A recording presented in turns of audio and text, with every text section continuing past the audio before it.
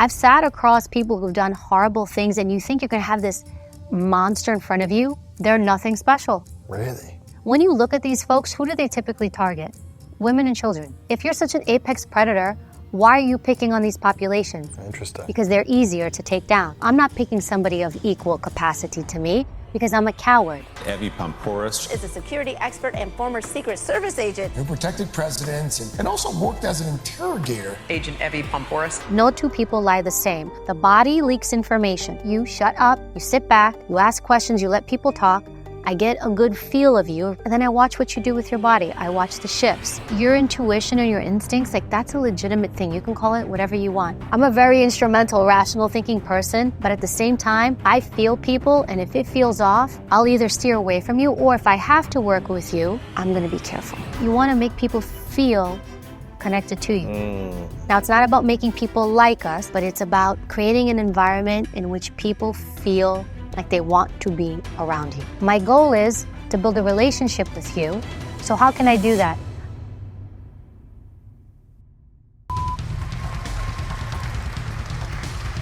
It's been so amazing. Last year was just a transformative, life-changing event. Team greatness is great. My name is Lewis Howes. Thanks so much for being here. And before we dive into this special video today, I want to remind you about the Summit of Greatness, our annual conference happening this September in Los Angeles with David Goggins, Dr. Joe Dispenza, and many more incredible speakers and performers. There will be so many live attendees there that you can meet with, you can network with, and you can help transform your life. Make sure to click the link in the description to get your tickets, and I can't wait to see you at the Summit of Greatness here in Los Angeles.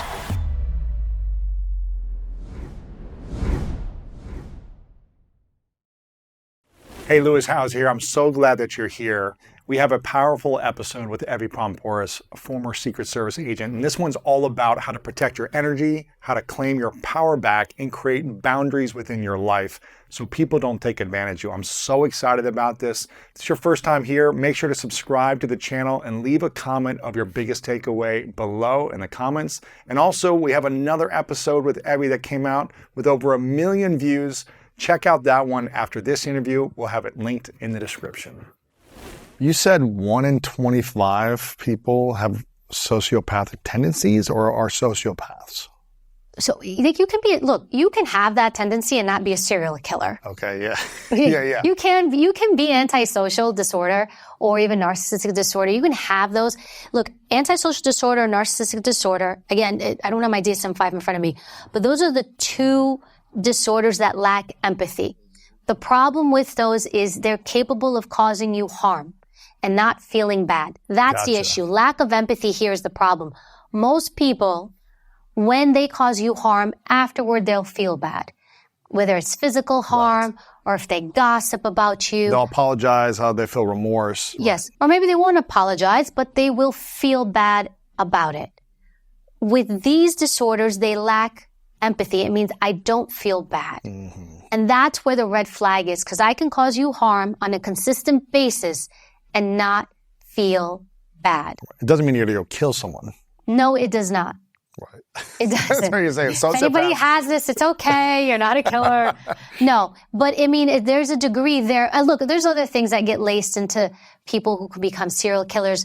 You know what's interesting? When they do these profiles, you always label these serial killers or these people that do these things as these horrible, like, predators and monsters. And, like, we kind of elevate them to such a degree. I've sat across people who've done horrible things and you think you're going to have this monster in front of you. And it's just a normal person. They're nothing special. Really? Nope. They've been beat up. They've been let down. Some of them are super meek. Really? Yes. They're nice. They're quiet. They're not this thing that you label. They'll connect with you. They'll look in your eyes. They'll respond. They'll do that. But they're also not these apex predators that we make them out to be. When you look at these folks, who do they typically target? Who are their victims? Vulnerable women? Yes.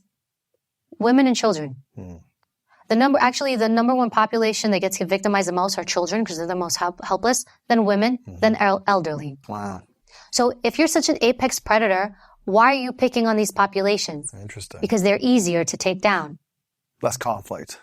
less conflict, it's easier for me to take you. I'm not picking somebody of equal capacity to me because I'm a coward. Ooh, yeah, that's true. That's how you know. What's the common theme from all the different serial killers you've interviewed that they all have in common? I can't say I've interviewed a lot. Yeah. Or just people that have done horrible things to others. They justify it. They sell it to themselves. I'll tell you this. Usually people who commit some type of violent crime, those are actually easier for me to get confessions on. Really? Because most people... They have an ego around it, huh? Most people feel bad. Aside from the two disorders that we talked about, aside from the disorder where there's a lack of empathy, most people feel bad for what they did, and they'll tell you. So they'll admit to it. So those were easier. Financial crimes, money crimes, scams, the stuff we're seeing now online, those are really hard to get people to confess to. In fact, people do it and they don't feel bad. That's why they're so prolific. There's these massive scams happening. Social media. Oh, it's crazy. Apps, Tinder. Yeah, no, it's crazy. Banks, because we don't feel bad. I'm not actually touching you. Yeah. We've seen this. I mean, so many people are impersonating me and other people. I don't know where they're at, what country they're at, but they're sending emails from a fake lewishowes.live@gmail or Hotmail email, using my photo, my name, sending an email saying, hey, we'd love to have you on the show. We'll pay you $2,000 or $3,000. It'll be live on Facebook. And they get on Zooms with them and they give them access to their Facebook and they take it over.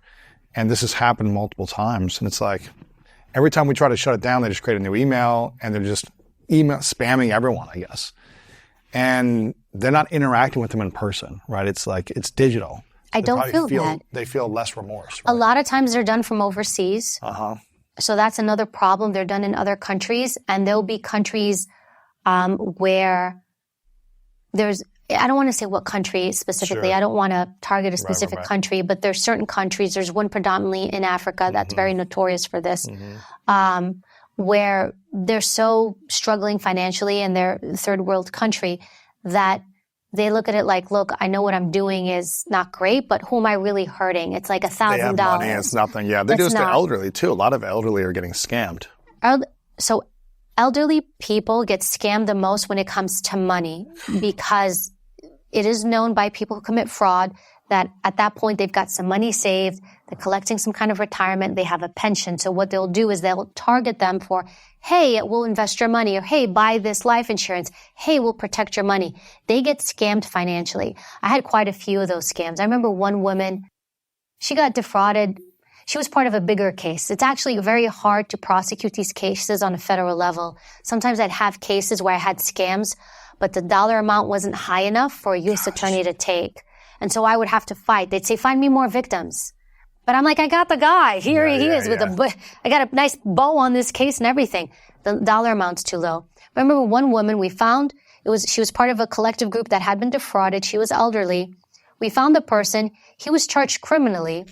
But the issue now is how to get money back. And I think hers was like $30,000. Right. So on the big scheme of things, on an investigative standpoint, it's not a lot. But for her it was life-changing. So she would call me.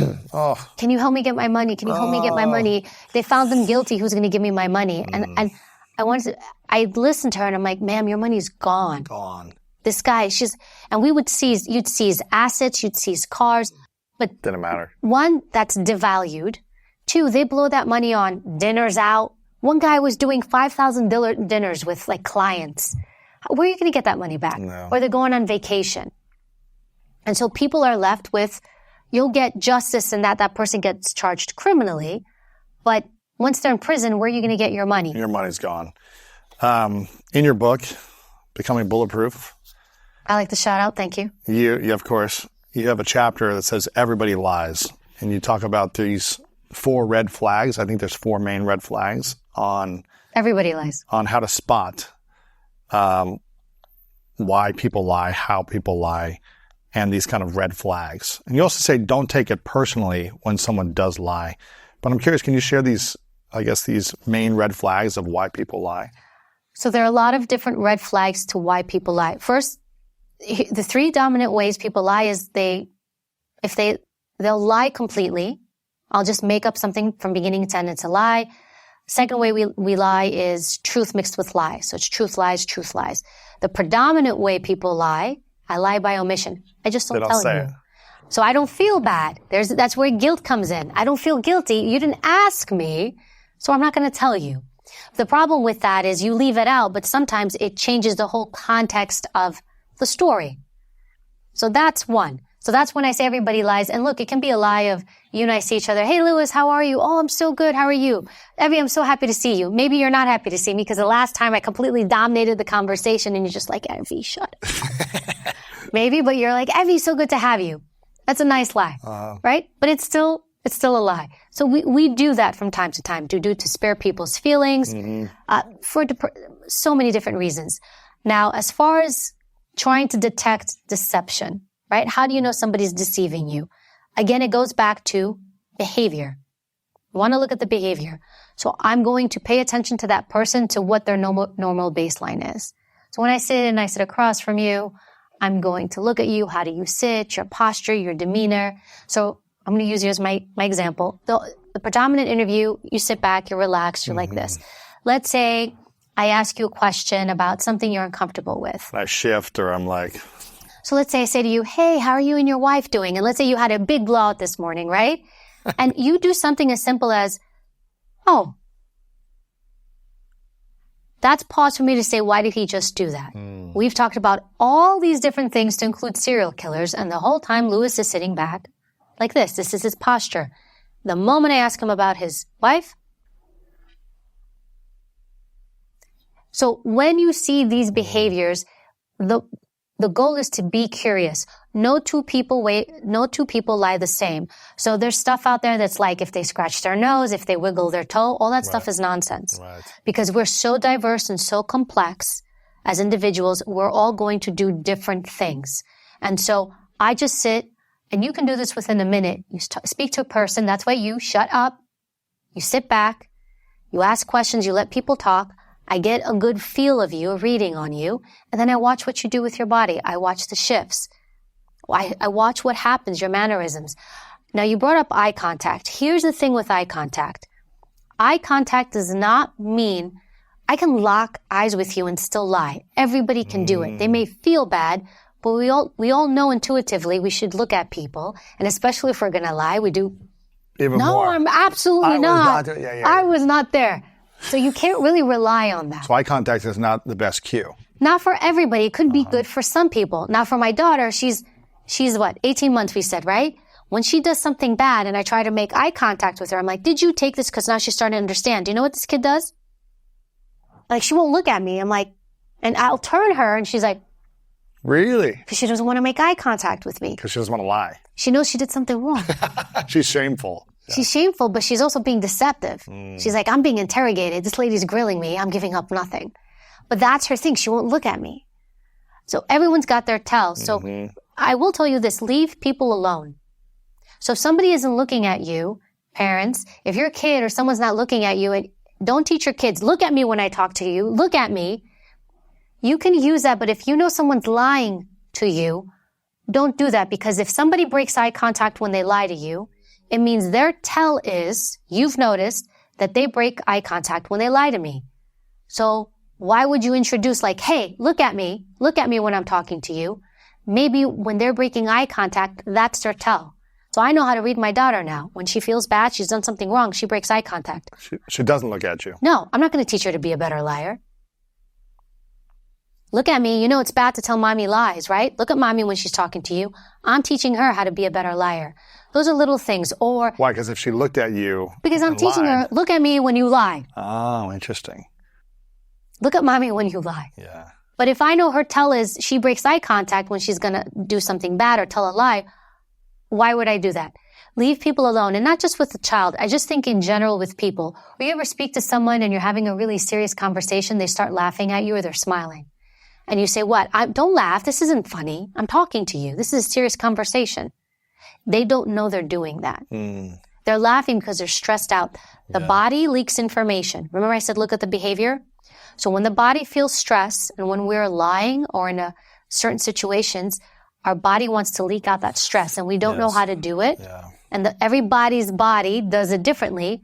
So some people will laugh when they're stressed out. Man, They'll smile. I do that sometimes. Yeah. I'm like, or when something's really bad, I'm like, I kind of giggle and I'm like, but I also say, man, that's really messed up. But I'm just kind of laughing because I'm like, man, that is so messed up. And I'm like, I'm sorry if I'm laughing, but it's so messed up. It's your stress reliever. Yeah. So your body releases stress through here. It's just what you do. Now, your wife, if she's listening, she shouldn't say, hey, Louis, don't laugh when I'm talking to you. She should be quiet, read you, and understand this is what he does when he's stressed out. Right. So if he's talking to me about something, I should be more curious. And what I should do is not call you out on it. I should come up from behind and ask more follow-up questions. Tell me about that. Yeah. What happened again? Tell me a little bit more. And this is how you get people to reveal the truth to you. And there are other indicators. There's so many, but what I will say is look at people. Or I'll give you another example. I talk with my hands a lot. I'm Greek. I can't help it. I'm also in New York, so it makes it even worse. But if I'm speaking to you and I'm like, Louis, you know what happened yesterday? I went out with my friends and we went out, we had dinner. It was great. And I'm talking to you like this. And then you say to me, hey, Evy, what else are you working on? Are you working with those people anymore? And all of a sudden, my hands do this. All you got to do in that moment is say, why did she just do that? Evy the whole time has been talking to me with her hands. The minute I ask her this question about working with this specific group of people, Evy's hands went away. Why? So what you would do follow-up questions, right? Is like, yeah, oh, tell me about that. What happened there? Oh, that's interesting. Do you talk to them more? Are you guys friends? Oh, okay. Well, I worked with them on this. What do you think? And you get people to open up. And now I start to share more with you about what's going on. Yes. That's the whole point of this. It's not like, hey, you just did this. Aha, I got you. Because that doesn't help. You scratch your head, you scratch your nose, you cover your face. Yeah. Some people, right before they're about to lie to you, some people may do this. They may put their hands in front of their mouth. So it's almost like because... kind of block it or to protect themselves. Because this is a delivery mechanism of how we speak, right? This is where the lie's coming out of my mouth. Or if I'm talking to you about something I don't want to speak about or I'm comfortable with, let's say the whole time we're like this, you ask me something I don't want to talk about. Let's say you ask me about my husband.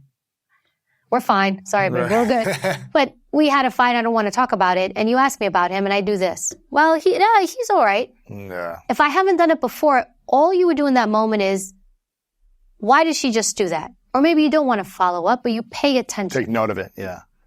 That's how the body works. And look, the majority of what you communicate to the world is equally, it's important to know that this tool is how you engage people. And so most of what people read on you is this. So you want to learn how to use this. We kind of throw it away and we sit and we memorize talking points and we memorize what we're going to say. But what we don't realize, that's the least influential thing when it comes to communication. The most influential thing of what we actually communicate, it's the body. It's like 55% is the body, the research says. 38% is paralinguistics. It's this, my tone, my pitch, my voice, my cadence, my pauses, how I speak. Hi, I'm Evy. Hi, I'm Evy. What did I do last night? What did I do last night? So that's paralinguistics. That's actually 38%. And then 7% are the actual words that come out of our mouth. In fact, 49% of what we say, people don't remember. So we sit and we memorize talking points. We memorize like our bullet points when we do pitches, when we do, I need to say this, I need to say this, I need to say this. And that's just such a small minute of what they're actually hearing. When what they hear is your body and your voice, how you deliver the information. So people remember and hear 55% of your body language. Power linguistics is 38%, the tone of your voice, right? And then the actual words is 7%. Is that correct? Yeah. That is fascinating.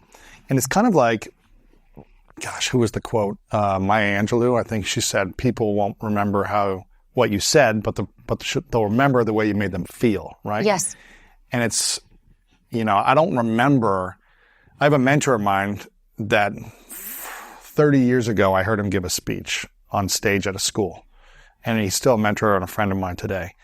And I don't remember the speech, but I remember the way he made me feel. And I remember like maybe a couple of like, analogies or something that like stood out. But I don't remember the 30-minute or 60-minute talk. But I remember the energy from the combination of all these different things, right? From the body language, from the tone, from all these different things. But I don't remember the words. But I remember the way it made me feel through his expression. And it sounds like the body is majority of the expression, then the tone adds to it, then the words. Yes. So you could actually say nothing, but have a huge impact on people with body language and tone alone. Yes, that's the majority of what people receive when you speak to them. But what we do is we memorize these talking points and we think I have to say all these things.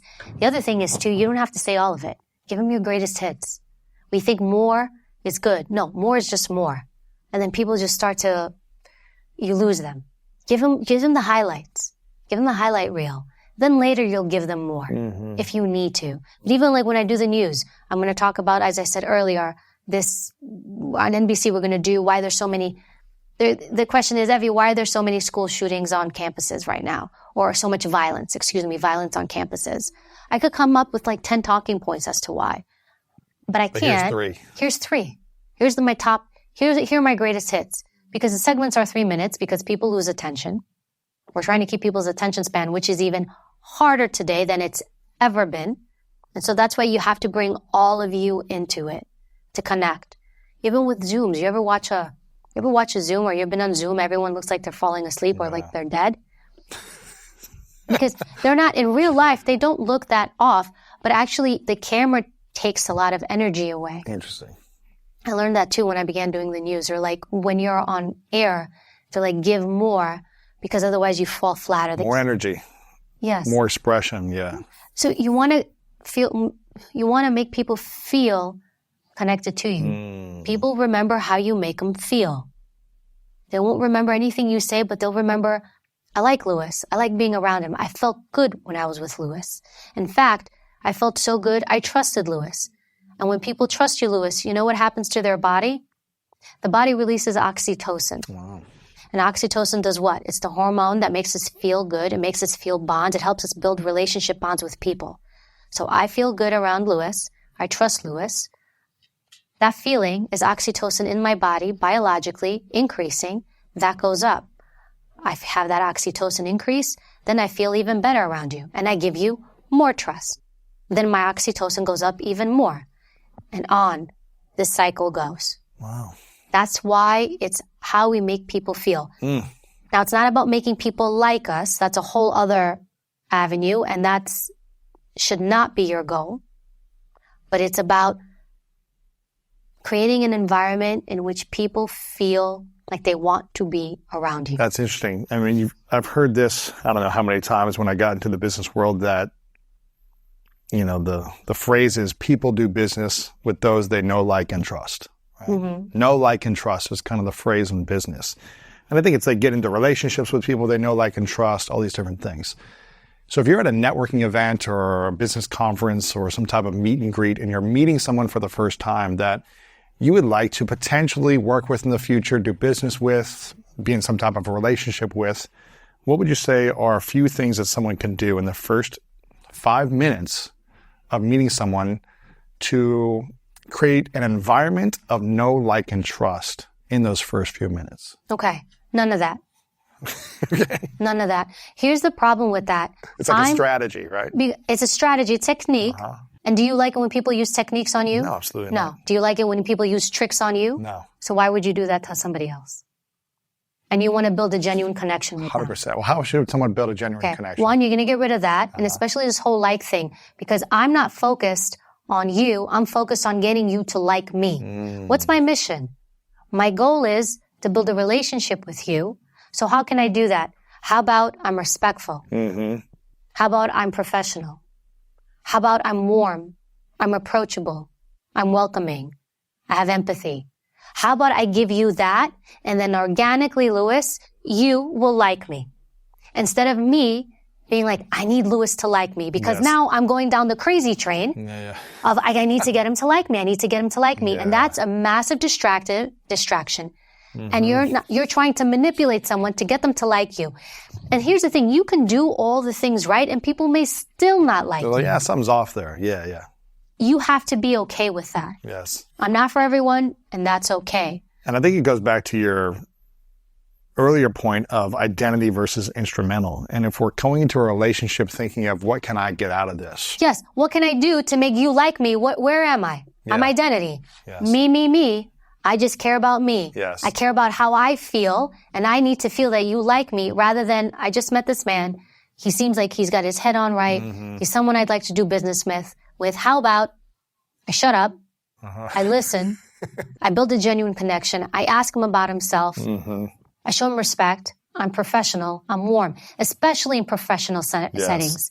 Because sometimes too in business, and this happens a lot, when I have companies come to me for consultations or different things, they'll say to me, where do we go wrong? I'm like, because you try to make people your friends. And then, your employees, bosses will try to have their employees as their friends. And then when they try to be the boss again, the employee gets upset, like, I can't believe you said that to me, because you're blurring the lines. When you are overly nice, overly kind, and overly polite, that blows up in your face. That's how you get rolled. Man. I'm not telling you not to be warm, kind, polite to people, but when you make that your focal point because you want everybody to like you, it never works. Instead of wanting everyone to like you, what should people be thinking? How about you just build a genuine connection with somebody? How about you show genuine interest in them? How about you show them that you're open to them, that you're non-judgmental? That's another thing. Non-judgmental. Not passing judgment. And today, everybody's quick to tell everybody how messed up they are. We've got this this groupthink mentality. People like to be in groups or feel part of something. It's another identity thing. I'm on this side and you're on that side. How about nobody needs to know what side you're on? And if somebody expresses something that you don't agree with, so what? You can accept a person and not agree with what they say. So going back to earlier on, I told you my 9/11 story, right? After that, I began doing interviews and interrogations on terrorists or terrorist sympathizers or people who believed in that or thought 9/11 was a good thing. When I did those interviews, nobody in that room that I interviewed was the wiser as to whether I had been exposed to 9/11. Why? My goal doing that interview was to get intelligence, to get information. My mission was, what do I need to know about another possible attack? That was my goal. My goal was not to come in and be like, do you know what you did? Do you know what your people did? So I could sit there. So you're being non-judgmental when you're interrogating, yeah. Because it's not about me. Because I wasn't an identity. I wanted to know the person across from me. I wanted to be curious. And sometimes they would say things that I thought had some kind of like, I get your point. Yes. I get why you're saying this. I get why you feel this. I can empathize. Sympathy and empathy, not the same thing. I can hear you, but that made me a better interviewer and a better connector with people. There's this other study they did. Can you tell I like studies? Yeah. There was a study they did, and I believe it was out of Sweden. And what they did is they took a population of violent offenders who had been convicted. So we have these convicted offenders of violent crimes. And they asked them, how did you feel about the person who interviewed you? One group said, I didn't like the person. They were cold. They were judgmental. I didn't like the way they made me feel. He was a jerk. That was that one group. The other group said, I like the person. They were warm. They weren't judgmental. They listened to me. I liked who they were. Then they looked at who gave confessions. The group that said, I like the person that spoke to me. I felt connected to them. They weren't judgmental. They gave confessions or admissions. And the group that said they didn't like the person gave nothing. 0. Wow. So you can sit across from someone and be respectful, be professional, have compassion, have empathy. And not agree with them. Yeah. Why? Right. Because now you're making it about you. So you have to be very clear, where am I going? Where am I driving to? What path am I going on? And if you're, when you challenge people, everybody who's an identity, or you challenge people at every point that they don't agree with you, you're going to hit obstacle after obstacle. And also you're going to make it harder for yourself to get there. And also, quite honestly, like, who cares? I'm very clear about if I want to argue something, I'm like, do I want to put my cognitive and emotional energy into this? No. I'm very aware. You know, we talked about boundaries earlier off camera. My boundaries are more for me than anybody else. And my boundary is, I decide very carefully who I'm going to debate something with. Politics. I hear about politics all the time because I worked in the White House and I've protected almost all of them. And most of what people say is wrong. I never correct them. I'm like, yeah, okay. No kidding, really. So you don't say, well, this is my opinion and I don't believe with that. No, I'm busy. Yeah. I have things going on. I don't have time. I'm not going to put that emotional energy into it. So if they get really defensive and like, I really believe in this thing, and you're like, in your mind, you're like, okay, man, that doesn't make sense to me, but how do you respond to someone like that? 80-20. That's really interesting. Wow. Okay. That's it. Yes. They're like, what do you think? Do you agree with me? I really don't. I'm neutral. I'm Switzerland. I never really get involved in that stuff. Yeah. I get it. Yeah. But most people don't want to know what I think. Most people want to tell me what they think. So I let them. Yeah. Because you have to think about also your emotional energy and your cognitive energy. Again, it's another narrative that I'm going to tell you my boundary and I'm going to tell you my boundary. Wow. How about I'm the gatekeeper of my boundary and I decide who I'm going to emotionally invest in. So how do we set boundaries that actually work then? I have to put those boundaries in place. Do we communicate those boundaries, or is it more of like, I'm just going to know my boundaries and react based on that? Behavior, I control my behavior. I don't sit there and tell everybody, let me tell you my boundaries. One, nobody cares. Right. Like, I'm identity. You need to know how I feel. You need to know how I think. You need to respect me. So it's more your behavior. You just won't engage with people if... I don't invite it in. Mm-hmm. It depends what you want. Because sometimes you have to work with people and you want to create good boundaries.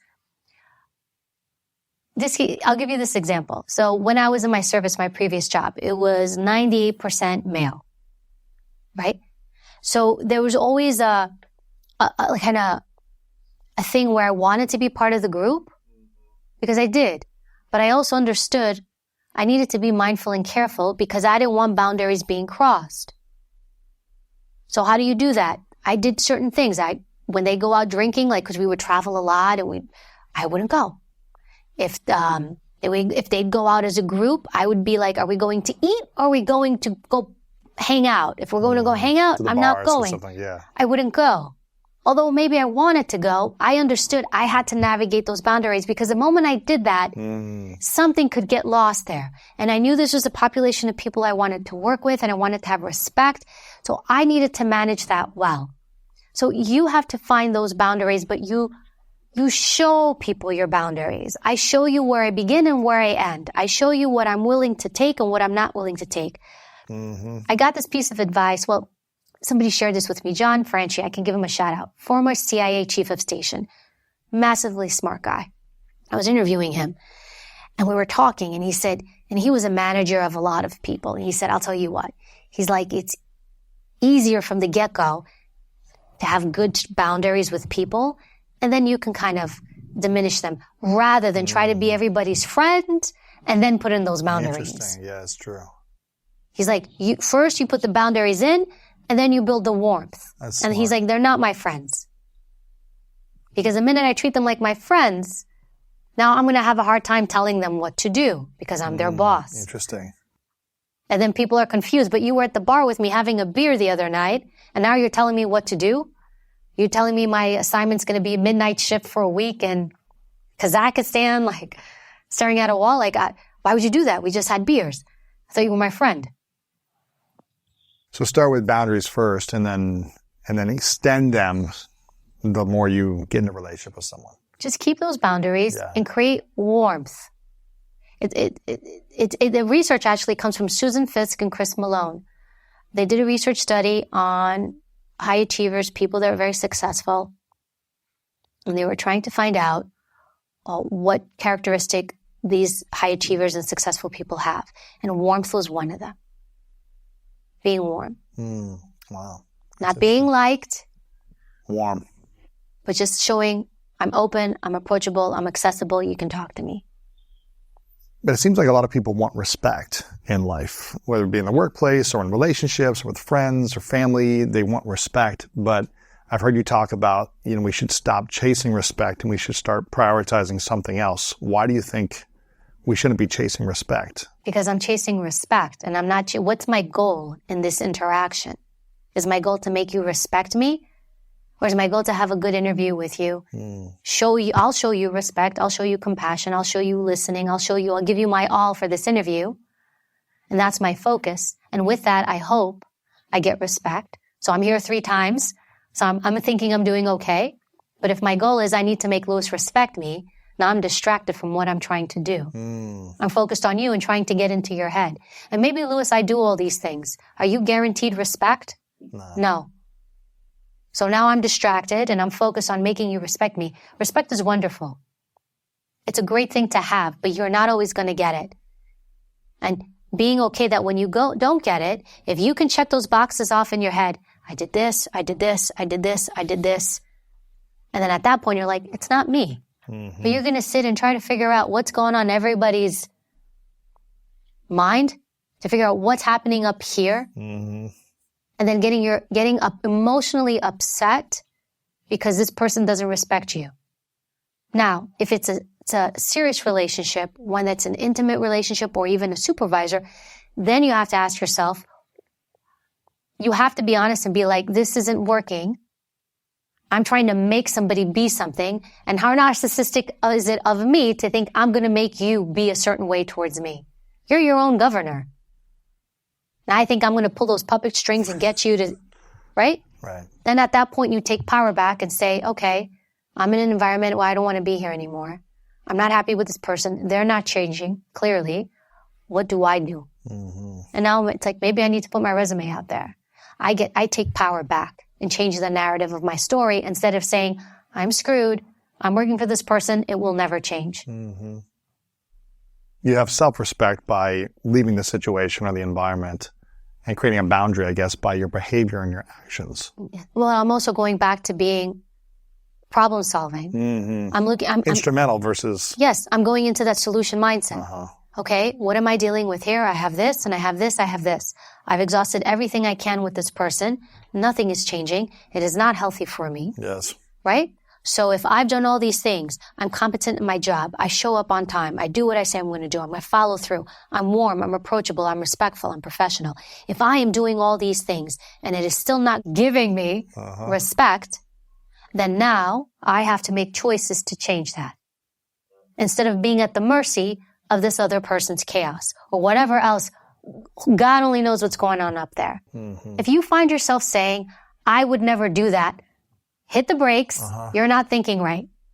Because it's not about what you would never do. I'd never do this. I'd never do that. That's where we go wrong. Because we're not seeing clearly. We're identity. I'm seeing the world through me and my lens of how I would move. Rather, I want to see the world through their lens. And you have to think of the long-term exposure of somebody's life and how it's made them who they are. Where they were born, their parents, how they were raised. Did they even have parents? 1 parent, 2 parents, no parents? The city or country they were raised in. Did they go to school or not go to school? Relationships they've been through. The socioeconomic background, their dramas, their traumas, their experiences. All these long-term things make them who they are. And now I'm going to come in, Evy, and I'm going to whip you up to be what I want you to be in what? Couple hours, days, weeks? If you don't like it, leave. Yeah. Just get into a solution mindset rather than dwelling on the problem of my boss sucks, my boss is a bully, to saying, okay, this is what I have. Where's the solution? Yeah. Can I make it work here? Can I have a conversation with someone? Can I set myself up for success? Can I communicate my wants or needs? Yes. And if I'm not getting what those things are by consciously communicating, then maybe this isn't for me. Here's the other thing with respect. The issue with it, and you brought up self-respect. Self-respect matters more. Because sometimes people around you may not respect you, and they might be wrong. Because sometimes the masses get it wrong. And people follow, it's a herd mentality. People bully and gang up on people left and right. You see it on social all the time or with celebrities. Every week somebody's getting like their reputation just slandered, and it's bullying. And everybody jumps on it. And sometimes it's just cruel. There's one celeb, they're doing it now, and I'm just like, leave the woman alone. Yeah. So I think But if I'm chasing everybody else's respect, that means if you respect me, then only then am I valid. Mm-hmm. It's an external driver. An external driver it's when I want the outside world to validate me. But I have to be steady enough to where maybe sometimes the outside world won't validate me. And I have to be steady enough to understand that it comes from inside. Right. I wanted to ask you about something coming from inside, which is around vulnerability. When I grew up as a young boy, growing into my teens and college years, I never felt like I could be vulnerable. It was just, I didn't feel like I could be because I would get made fun of or picked on or bullied or laughed at if I showed weakness. Vulnerability meant weakness when I was growing up. Over the last 5-7 years, we're seeing people talk about how vulnerability is a strength and could be powerful and a strength and relatability, connecting with others, allowing others to understand you a little bit better. But it also seems like there's a swing of vulnerability, which is like extreme vulnerability, which is like oversharing all the time, as opposed to a conscious vulnerability, at the right timing and setting and things like that. Where do you feel like we are with vulnerability today? And is vulnerability a strength or a weakness in society today? Well, if you're using it as a technique to get people to like you, then there's a problem. Yes. Because it's not genuine. Mm-hmm. Let's use this example. Your dad passed away, yes? Okay, my dad passed away. Mm-hmm. So let's say come in here. And we actually had this conversation last time. Mm-hmm. You may not remember, but I remember because I knew your dad had passed. And I came in and I said, hey, Louis, how are you? Good to see you. I'm really sorry about your father passing away. And you started talking about your dad. And you were telling me, you were expressing to me, yeah, I'm working through it, whatever. Now, let's say in that moment, I'm like, hey, I'm going to share my vulnerability with you, Louis. You know what, Louis? My dad passed away too. He just passed and blah, blah, blah. Now, I just took your moment and brought it on to me because I'm thinking I'm going to be vulnerable too, rather than shutting up, listening, and letting you have your moment to talk about your father and whatever it is you want to share, and really listening and building that genuine connection. Yeah. And then if it organically happens, then I can say, you know what? Yeah, my dad passed too. So I can feel like your heartache. I'm truly sorry. And if you invite further conversation, I can tell you a little bit more about that. But if I start saying, this is what happened, this is how he passed, how did your dad, if I do that, then I'm not honoring, I'm making it about me. So all I'm saying is with the whole vulnerability thing, it's become a technique or strategy, which makes the whole thing disingenuous. How about you just really connect with people and you listen? Don't just share to share. Because now you're not doing it because you really care. You're doing it because you think, I have to do this so that I can build this connection with Louis. And so we can, and that's where we go wrong. I don't know. Tell me if I'm wrong. No, I think that makes sense to me. I think it's, when anything is used as a strategy, I think people can eventually feel it or sense it or smell it. At least I feel like I can, and even it's like, even sharing this interview might be like a little worrisome for me in some ways because I'm like, oh, are people going to start just acting with respect and warmth and, empathy and intense, in these ways when they first meet me? And am I going to feel like that's a strategy, because they're learning from this? So you have to really make sure that it's from a genuine place. But you said something, you feel it. You feel it if it's off. You feel it. So your intuition or your instincts, like that's a legitimate thing. You can call it whatever you want. Yes. You have to, so you read people. It's interesting. Your subconscious, or however you want to word it, you read people before you've had a chance to consciously read people. Mm-hmm. You ever go to a room or a party or an event, right? And you'll meet someone. They didn't say anything to you. They didn't do anything to you, but you're like, I don't like that dude. Right. I don't like that guy. I don't know why. I just don't like him. You have to listen to that. Mm-hmm. That is you telling you, hey, Louis, just yellow on this one. Just proceed with caution. Mm-hmm. You must listen to it because it's picking up nonverbals, other things, other cues, and even other people's vibrations or energy. My friend Lisa Salvatore, who is a spiritual intuitive, she always talks about every people's vibration and energy. She's like, you can feel it. Listen to that. I listen to it all the time, and I'm not a spiritual. Sure. I'm a very instrumental, rational thinking person. But at the same time, I feel people, and if it feels off, I'll either steer away from you, or if I have to work with you, I'll say, okay, I have to be around this person.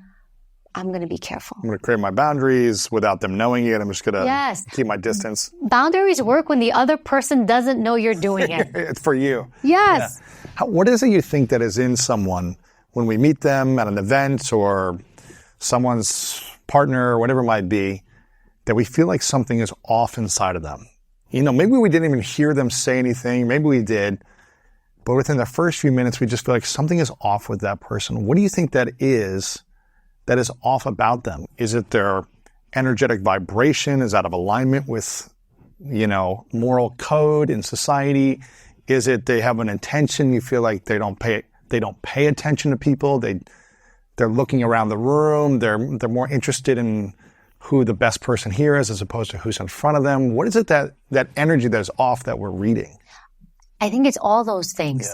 Yeah. Here it is. It's the signal is something is off with this person. Boom, right there. That's it. I got it. Now it's you trying to figure out what it is. If you want to sit and figure out what it is, usually you can tell. And you just gave me examples because you felt it. You've met somebody and you felt the energy is off. And maybe in a scenario you're thinking, you're talking to them and they're clearly at some like big agent event or something or big event, and they're sizing up the room to see who else they can talk to instead of really building a connection with you. So you already know. Most people, we don't trust ourselves.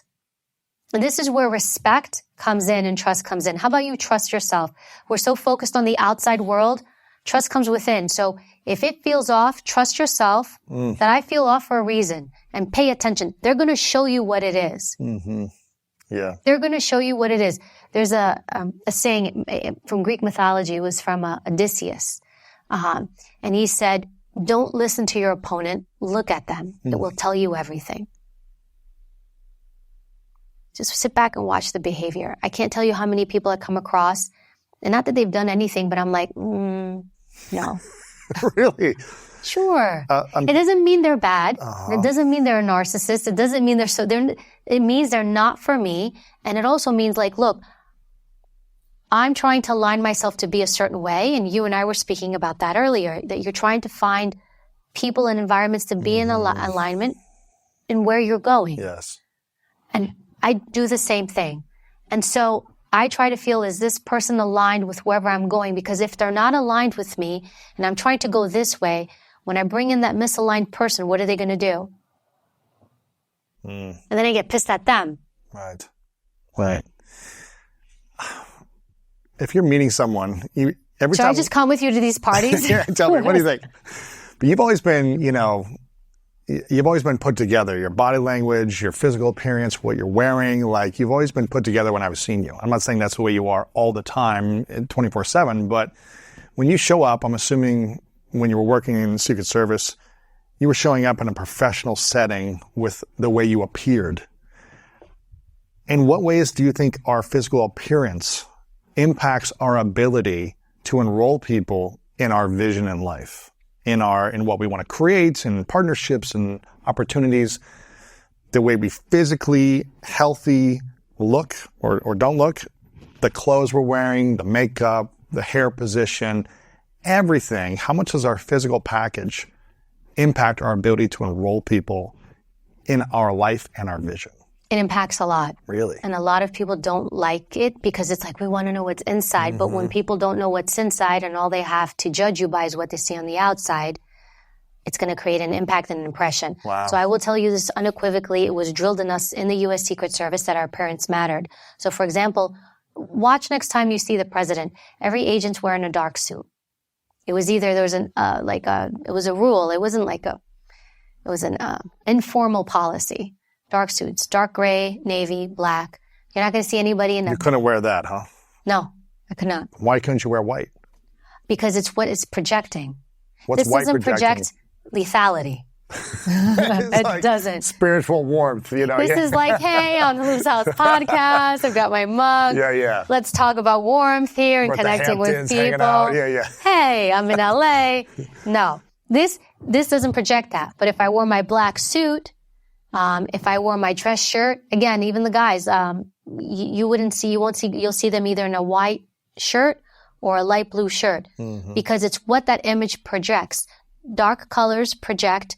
Even just having your suit, our shoes had to be shined. Like the boss will look at your feet and he'd be like, go shine those things. Don't walk around like that. Because if I'm put together, then the bad guy who's looking to do something, he's going to be like, she looks put together. He looks put together. They all look put together. Maybe I should think twice about this. There might be consequences to my actions. They look like they're put together. And if I look like I'm put together, people are less likely to want to cross you, challenge you. They also see you as competent and having authority. It means this person woke up, they ironed their suit, they combed their hair, they shined their shoes, they've got it together. They're ready to go. Yes. And that image matters. Wow. So that image was actually a very important thing, because if I looked like a disheveled mess, then it looked like my security plan was going to be a disheveled mess. Wow. And my colleagues were, and it sent a clear signal to everybody else. Come on, take a shot. We obviously can't even put ourselves together, so why don't you go for it? Wow. And fitness was another big thing. Fitness. In fact, on the president's detail, they made sure everybody was physically fit. I mean, they weighed us. Really?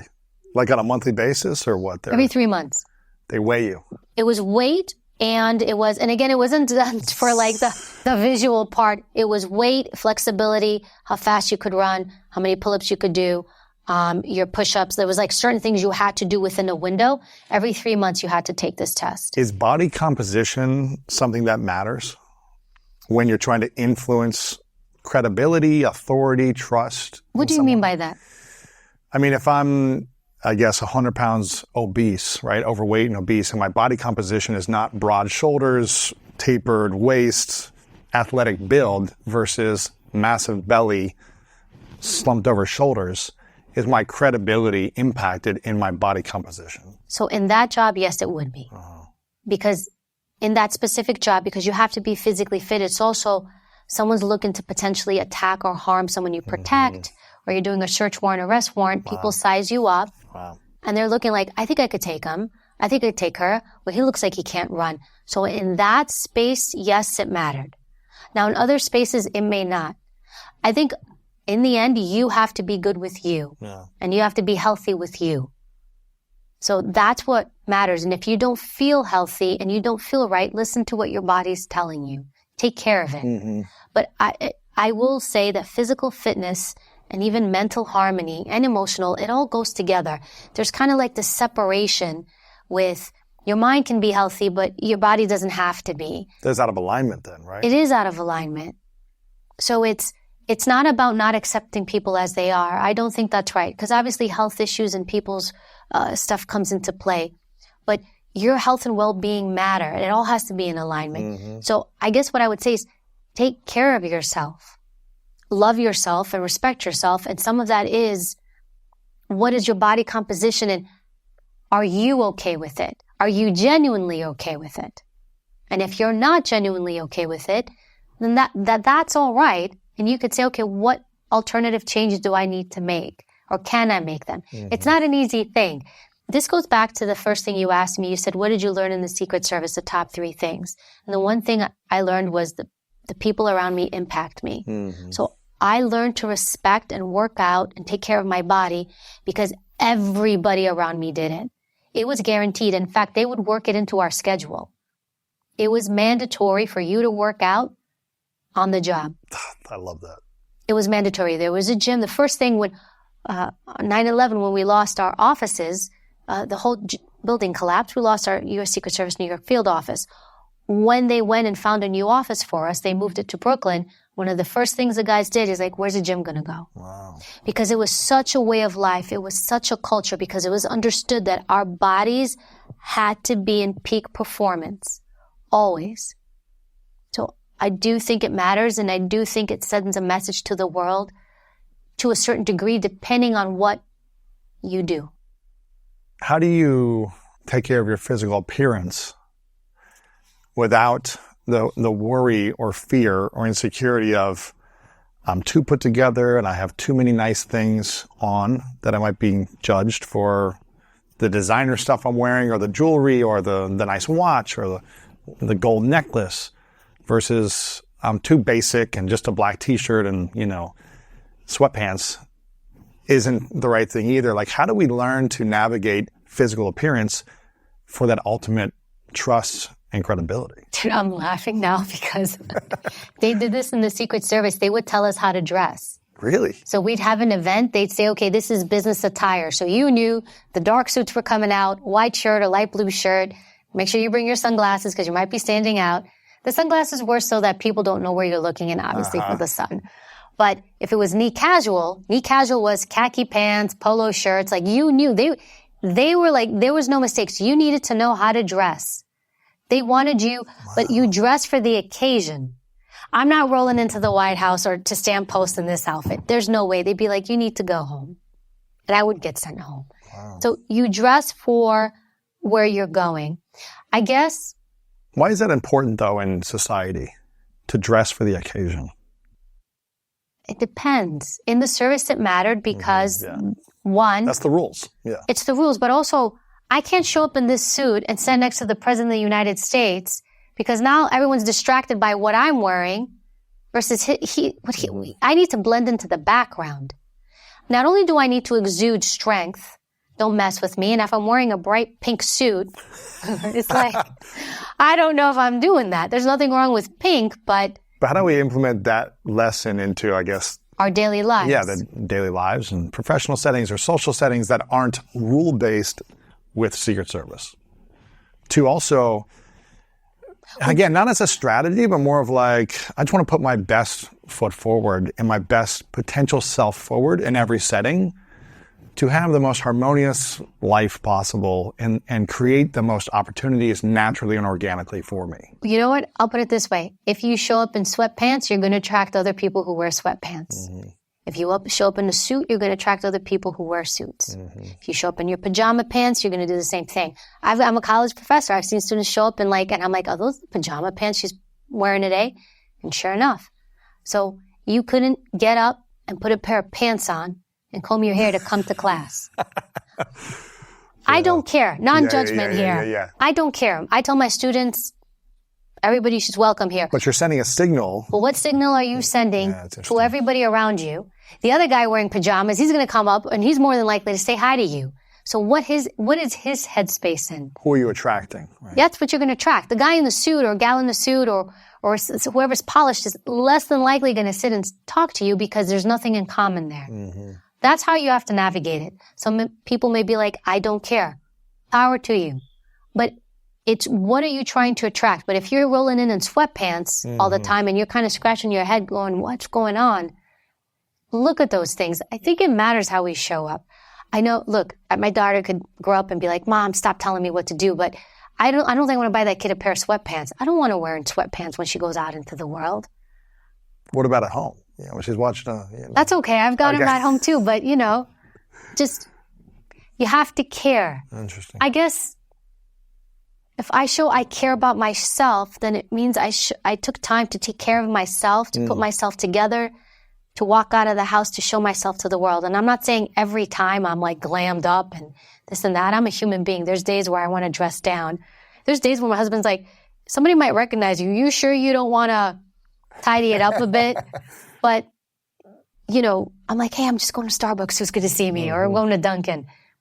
I think it's a personal choice. But you also, to what you said, you also can't care that much that your outer appearance matters. When, speaking of dads, when my dad passed away, my book had just come out, my dad passed away. He had this old minivan, Mazda thing, and this thing was running. And at that time, my lease expired on my car. But this thing was running great. I'm like, I'll drive this. I was like, I'll drive this. And I drove that thing, this old minivan. I mean, it even had rust on the side. It was paid off. Mm-hmm. It ran great. I didn't care if anybody dinged in, especially in New York. You can't drive anything nice there. I drove that thing like I was and it was comfortable. Seats were great. They weren't even leather. They were this fabric material. I drove it around for 4 years. Told my brother's like, hey, can I take that? And I gave it to my brother. I think you also have to be confident in yourself too. Yes. Now, maybe would I roll in that car at a WME party with my agent or something? I might not. Sure. Again, we're talking about your book, Becoming Bulletproof Life Lessons from a Secret Service Agent. Make sure you guys check this out. There's so much great information on this in this book about, again, the things we've talked about, but so many more things, and really how to understand people and the lessons that you learn from so many different types of people that you interrogated or, I guess, interviewed along your time, but also just what you were able to observe and the lessons you learned. So I want people to get their copy of this book by Evy Poumpouras. Make sure you guys check it out. Also on social media, you're Evy Poumpouras on Instagram and everywhere else on social media. EvyPoumpouras.com as well. Where else can we support and serve you besides the book and follow you on social media? No, I mean, that's it. And I always appreciate when you do that shout out. Thank you. And it's like, I have online training courses that I do as well for folks, because people, one of the things that happened, people would write in and they still do, hey, I have this issue, I have this problem.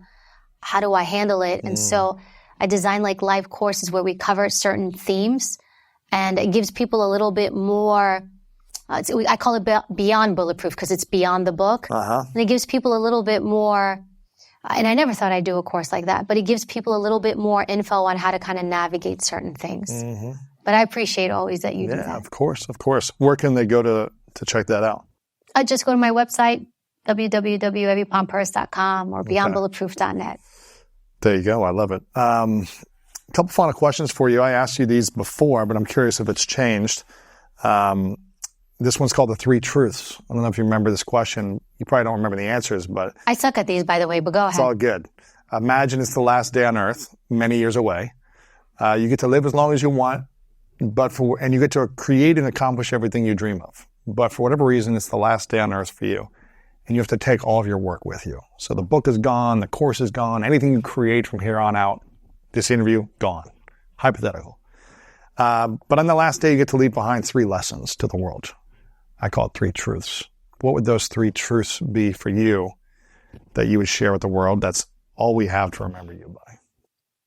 Be a good human being. Do the right thing by people. Like your humanity. That would be 1.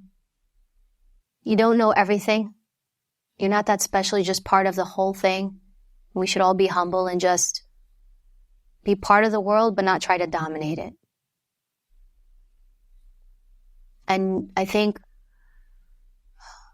just live with meaning, whatever that meaning is. You don't have to be, I think this is important to say, because sometimes like a lot of the stuff out there says, are you mediocre, or are you not living your best life, or are you not achieving these things?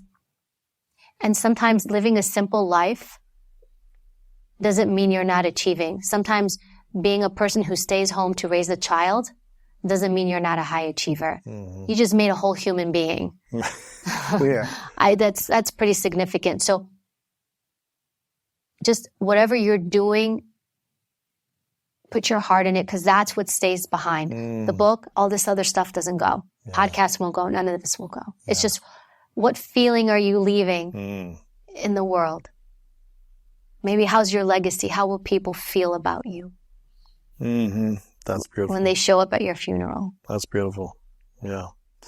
I want to acknowledge you, Evy, for your constant journey of evolving as a human, being a mom, and also being of service to people with the information you've learned for so many years now. I think the content that you share and how you share it is extremely powerful and helpful for people. So I really acknowledge you. Every time you've been on here, I don't know if this is the 3rd or maybe it's the 4th time, but at least 3 times, it's people love it, they love the content, and they get so much value from what you share. So I acknowledge you for your gifts, your talents, and your desire to be of service in so many ways. That's really appreciative. So thank you for that.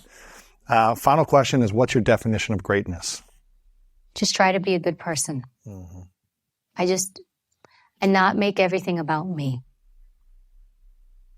Just be a great person to the world, and like, I guess everyone's taking. Let's just give. And then maybe with the weight, just be a great human being. The anger will go away. The sadness will diminish. Right? Your anxiety will pass. In fact, the more we are self-consumed, the more those things dominate. The more anxiety we have, the more depression we have, the more anger we have. I just be a great person to the world. Navigate carefully. Don't be naive and think everyone's out to be your kumbaya friend. Move appropriately. When you feel people who are off, create space and keep your distance. Make good choices. Create boundaries for yourself to follow. But also within that, be of great service to the world. There you go, Evy. Thanks so much. Appreciate you. Appreciate it. The thread that kind of ties the Navy SEALs, Secret Service agents, and even athletes together, we're all coachable. Because we've been trained to focus on the outcome, the team. What's the collective goal? And so we are all willing to listen so that I can perform better and do better.